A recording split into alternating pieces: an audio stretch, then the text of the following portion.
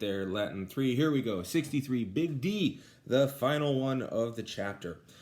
So this is where people talk about how Augustus took a city of wood and mud and turned it into a city of marble.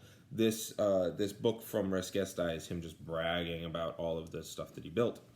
So, big D, here we go. I restored the Capitol and the Theater of Pompey, both works at enormous expense to myself, without any inscription of my name on either of them, which is funny because the Res Gestae were carved and inlaid with like bronze or brass, I forget which, into the lettering on giant columns. So yeah, he didn't put his name on that building.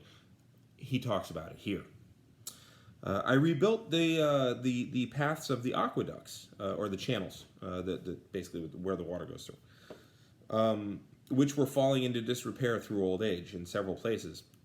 I doubled the volume of the aqueduct, which is called the Aqua Marcia, by diverting new spring into its channel.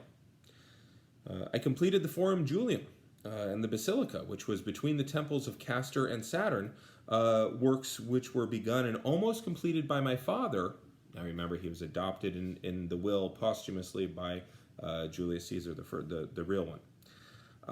And I began to rebuild that same basilica when it was destroyed by fire, having enlarged its foundation first. So he made it a bigger version of itself. I dedicated that one under the name of my sons in case I had not finished it during my lifetime. I ordered it to be completed by my heirs. So there you go. In my 6th consulship and with the authority of the Senate, I restored 82 temples of the gods in the city, omitting none that ought to be restored at that time. In my 7th consulship, I rebuilt the Via Flaminia from Rome to Arminium. Arminium. I'm terrible with saying that word.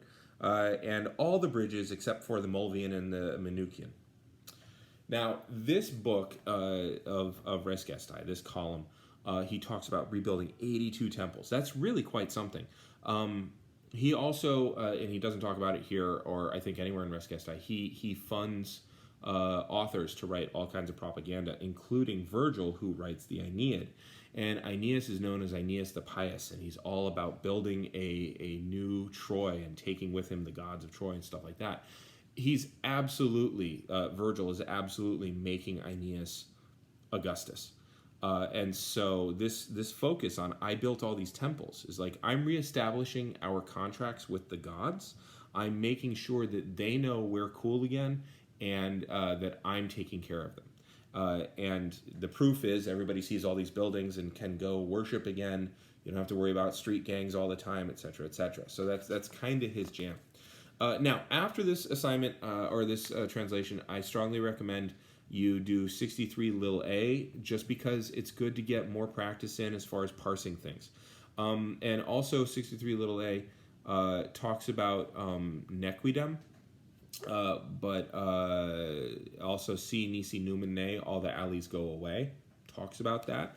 So I strongly recommend 63 little a, and then I will see you when it's time to do 64 big A. Okay, I'm going to hit the button.